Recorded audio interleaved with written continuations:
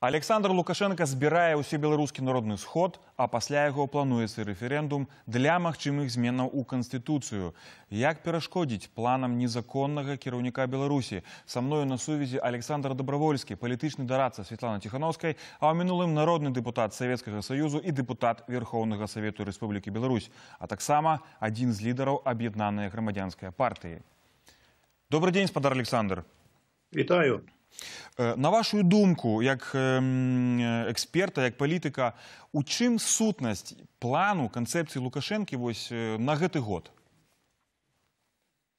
Я думаю, Валер Карбалевич найлепей сказаў зацягнуць час. Вось адзінае, што яго цікавіць, гэта яго інтарэс, а гэта не план. Тое, што гэта можа быць зроблена з дапамогай так званага ўсебеларускага народнага сходу, які з'яўляўся ўвесь час імітацыяй і такой бутафорыяй. Ніякім ён народным не быў, ён быў адарваны ад народа ўвесь час. Ну, у гэта ўжо ніхто не паверыць. Калі раней не верылі, але з гэтым мірыліся, то з гэтым зараз ніхто мірыцца не будзе. А далей рэферэндум, ён выдатна зараз ведае, што ніякія выбары і рэферэндумы ён выйграць не можа. Нават пры Ярмошынай, ну і адзінае, што Ярмошына будзе сидзець у кабінеце, нічога не лічыць, а пісаць лічбы. Але людзі ўсё роўна ў гэта не павераць. Таму у яго планы такія, якія не адпавядаюць рэальнай сітуацыі. Так, ну натуральна, што всебеларускі ён і не всебеларускі, і не народны, толькі што сход.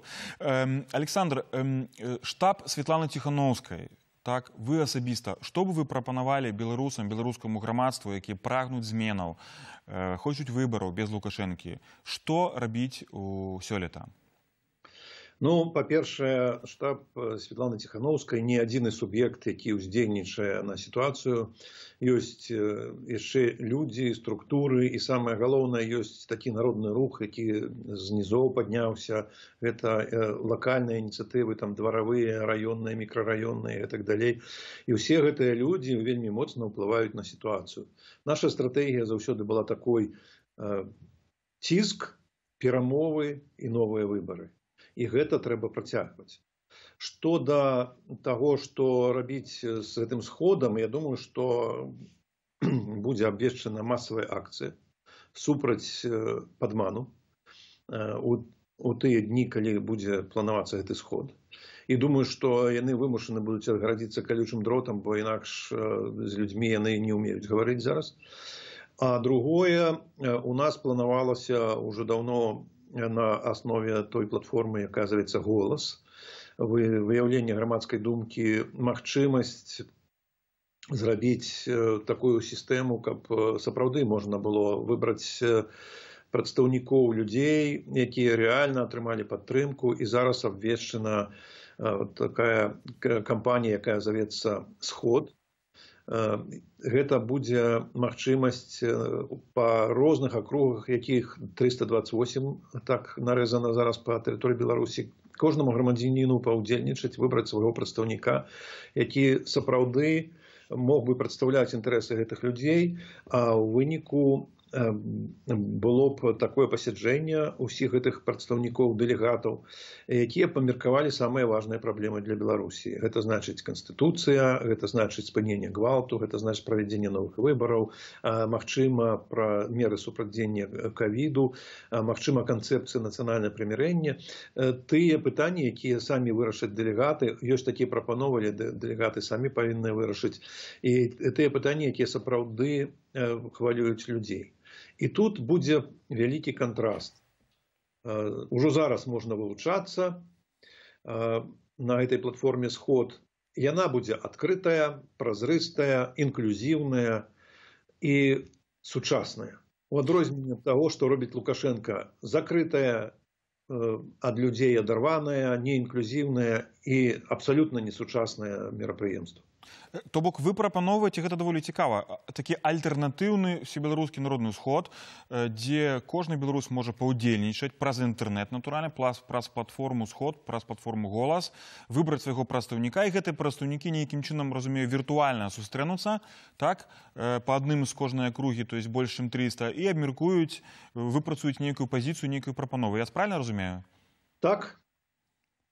Так, ну гэта даволі цікава. Александр, я хацеў бы як бы в гэтай частцы паставіць пэўную кропку, але перайсці папрасіць вас пракаментаваць тэму, звязаную з публікацыяй запісаў, размоваў былога кіраўніка КДБ Вадзіма Зайцева з невядомымі двумя супрацоўнікамі, падчас якіх яны абмяркоўваюць дэталі замовы, так званай замовы, то бок загаду Лукашэнкі аб магчымым забіцці, апланаваным забіцця шэрагу апанентаў за мяжой. Ну, гэта вядомая справа. Мне цікава, якія пытанні у вас засталіся ці з'явіліся пасля азнаямлення з гэтым запісам? Ну, пытанне, ці праўда гэта, ці не, яно павінна быць вырашана экспертызай. Я не магу на яго адказваць. Гледзячы на тое, што рабіў наш КДБ беларускі, я думаю, што гэта праўда, хутчэй за ўсё. Больш таго, інтэлектуальны ўзровень нашага КДБ такі, што хутчэй за ўсё гэта спецслужба не здольная будзе супрацьстаяць ніводнай замежнай спецслужбе, таму што людзі абсалютна некваліфікаваныя, амаральныя. Ну, можа быць, лічыць, што спецслужбы павінны быць амаральныя. Я думаю, што каштоўнасці хаця б дзяржаўныя павінны ў гэтых людзей быць. Гэтыя людзі проста не вытрымалі бы экзамен у нармальнай краіне на тое, каб трапіць працаваць у паліцыю. І у мяне ўзнікла пытанне, чаму так позна? Таму што гэта магло б паўплываць на расследаванне забойства Паўла Шеремета ва ўкраіне. Это магло б паўплываць на тое, што некаторыя людзі маглі б раней даведацца. Я не ведаю адказаў на гэта пытанне.